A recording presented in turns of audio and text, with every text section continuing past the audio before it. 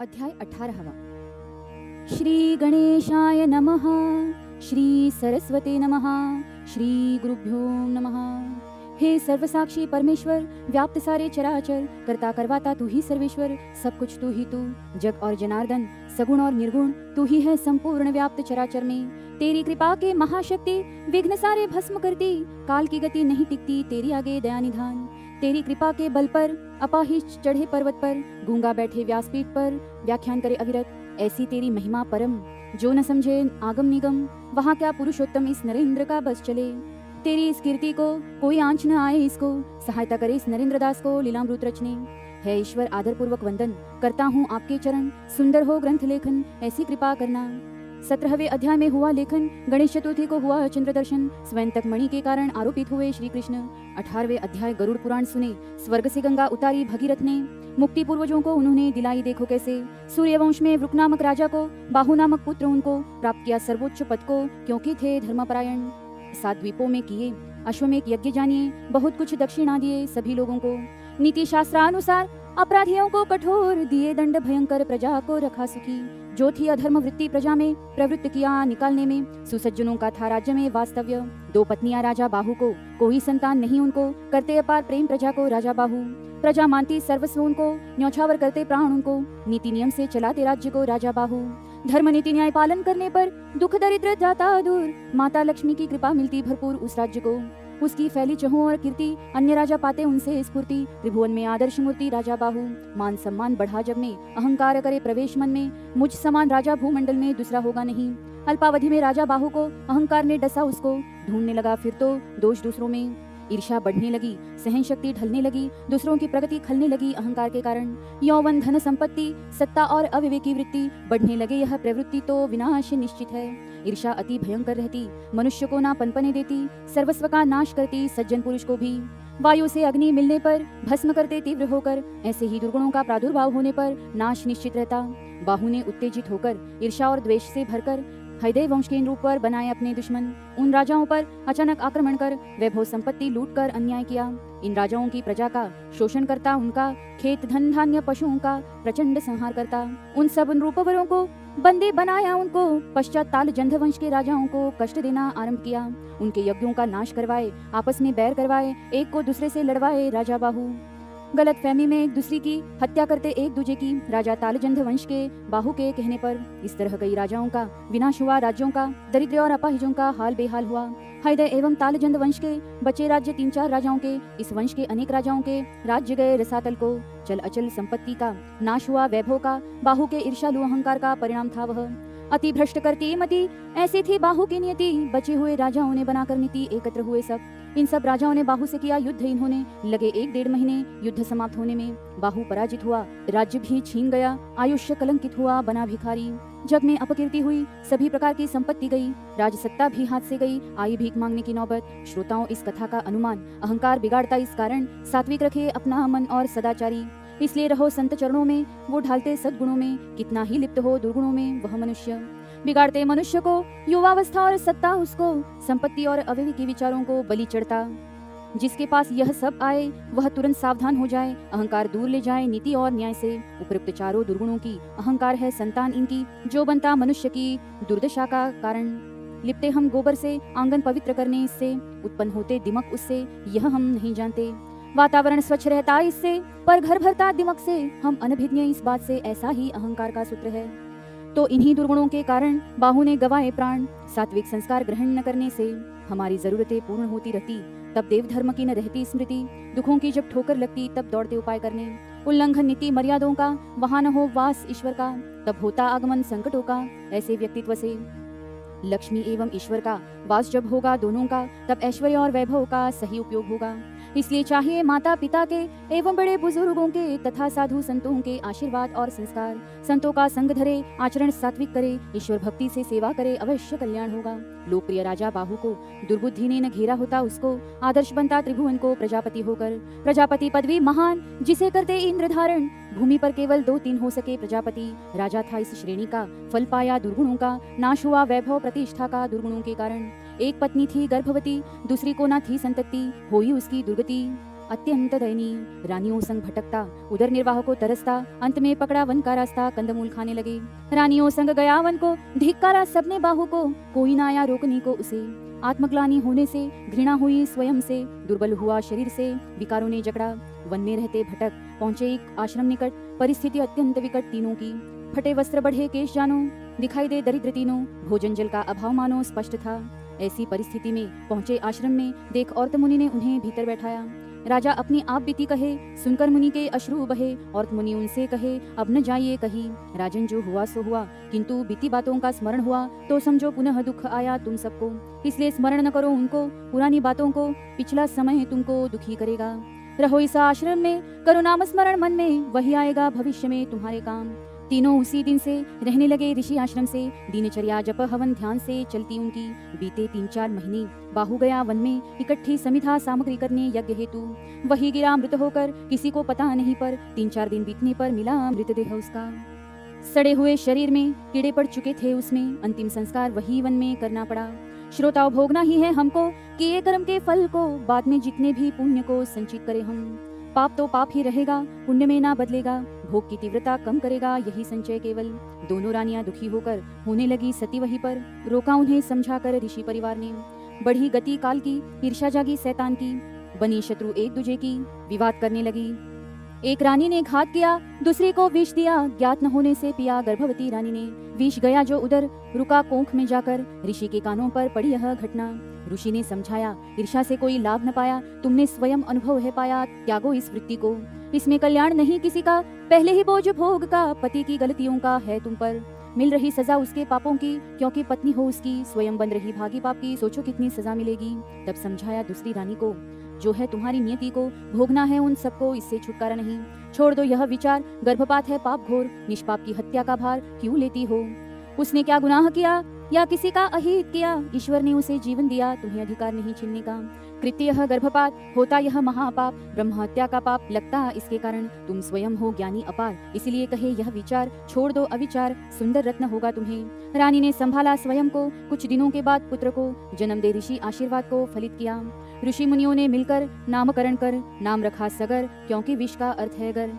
कालांतर में उसके जात कर्मादि उपनयन के संस्कार पूर्ण किए सगर के। और मुनि ने तनिक बड़ा होने पर सगर को सभी शिक्षाएं दी उसको, जो आवश्यक रहती राजा को युद्ध शास्त्र की। महर्षि ने राजपुत्र सगर को सभी विद्याओं में पारंगत किया उसको, उसके ज्ञान एवं परिपक्वता को अतिशय दृढ़ किया। सगर पहुंचा युवावस्था को, पूछे अपनी माता को, बताओ पिता के इतिहास को, क्या हुआ था उनके साथ। माता ने राजपुत्र को बताया सब कुछ सत्य उसको, अहंकार ने तुम्हारे पिता को किस तरह नष्ट किया। सगर कहे जो भी हुआ अंत, परंतु मुझे करना चाहिए प्रयत्न, क्षत्रिय नहीं बैठ सकता शांत क्षत्रिय धर्म छोड़कर। तब ऋषि मुनियों का आशीर्वाद प्राप्त कर सबका निकला देखने नियति का अगला पड़ाव। महर्षि वशिष्ठ के पास पहुंचकर कुलगुरु को प्रणाम कर संकल्प विद्याभ्यास का लेकर रहा आश्रम में। महर्षि ने संस्कार दिया, विद्या और कलाओं में निपुण किया, अनेक गुणों में पारंगत किया राजा सगर को। गुरु वशिष्ठ से आशीर्वाद लेकर स्वयं का राज्य स्थापित कर, कुछ समय बीतने पर स्वयं विवाह किया। पत्नी सह आया दर्शन को, और मुनि के आश्रम को गया लेकर दोनों माताओं को। सगर वहां से पराक्रम किए महान, स्थापित की प्रतिष्ठा और मान, परंतु था निसंतान राजा सगर। पहुंचा और ऋषि के आश्रम पर, पूर्व में रहा था जहाँ पर। रानियों के प्रणाम करने पर आशीर्वाद दिया ऋषि ने। आशीर्वाद है बड़ी रानी को जन्म देगी एक पुत्र को, भाग्य में दूसरी रानी को 60,000 पुत्र है। अत्यानंद हुआ सगर को, संतान होगी मुझको, यही आशीर्वाद चाहिए था उसको मन से। मुनि के आशीर्वाद कारण बड़ी रानी को हुआ पुत्र रत्न, पर था मानसिक रोगी ही समान, नाम रखा असमंजस। दूसरी को एक पुत्र हुआ, परंतु अपूर्ण दिवस का रहा, नष्ट करने का विचार हुआ, तभी प्रकटे गुरुवर। तुम इसे बीज स्वरूप समझकर रखो कलश में डालकर, इसी में उत्पन्न हो गए 60,000 पुत्र एक वर्ष में। हुआ एक वर्ष पार, पुत्र हुए 60,000, चल रहा सब नियति अनुसार राजा सगर का। यहाँ संदेह होगा मन में, क्या ऐसे होता जीवन में, परंतु यही उल्लेख गरुड़ पुराण में दिया है। राजा अनेक सत्कर्म करे, नियमित दान धर्म करे, पर संतति के लक्षण खरे न दिखाई दे।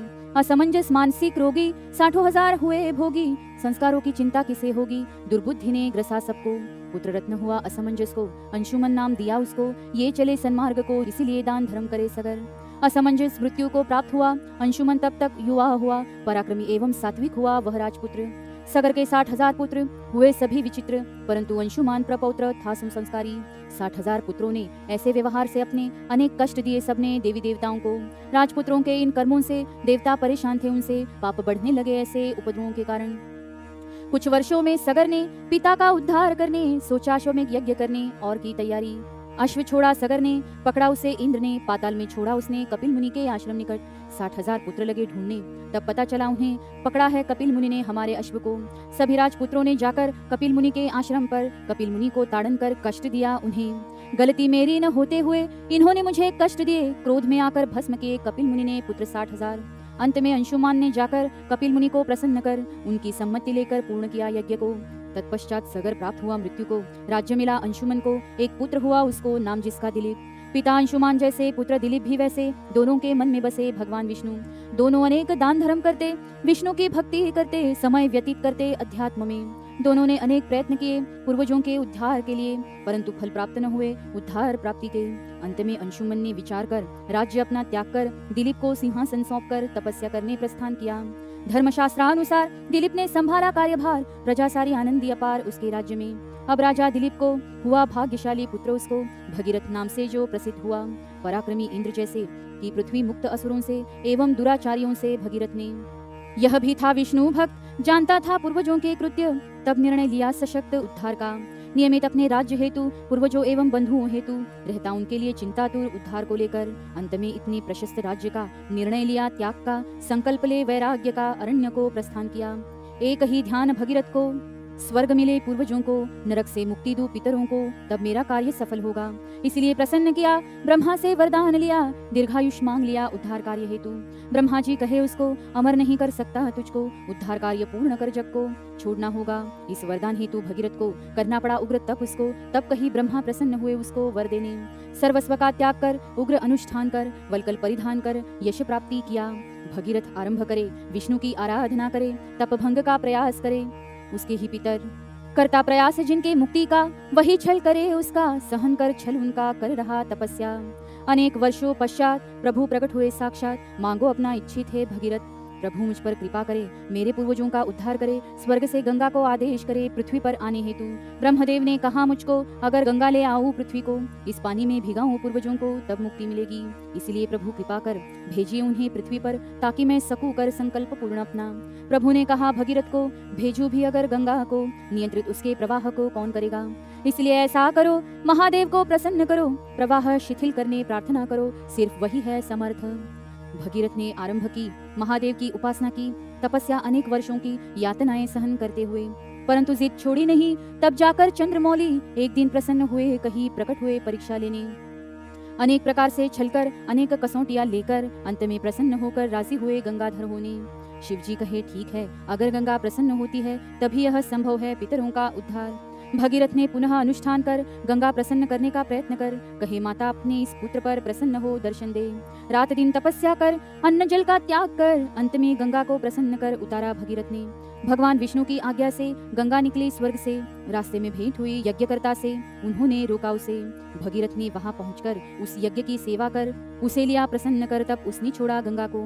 गंगा आकाश से आकर रुकी शिवजी के माथे पर, शिवजी ने उसका वेग कम कर छोड़ा उसे धरा पर। भगीरथ के पीछे आती, पितरों के सभी स्थान पर जाती, सबका उद्धार करती, घूमे माता पृथ्वी पर।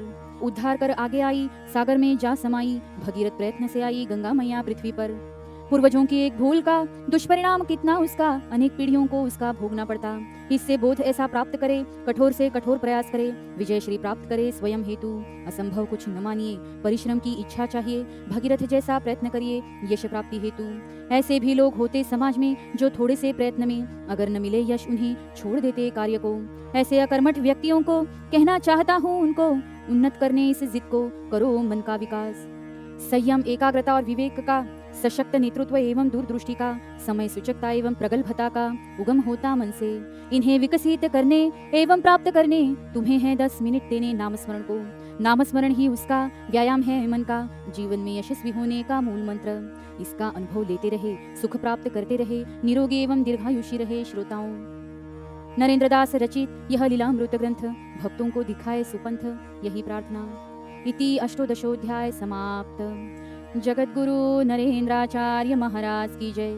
सद्गुरु काड़ सिद्धेश्वर महाराज की जय। संत शिरोमणि गजानन महाराज की जय। आद्य जगत गुरु रामानंदाचार्य महाराज की जय। सियावर रामचंद्र की जय। परम पूज्य कानिफनाथ महाराज की जय।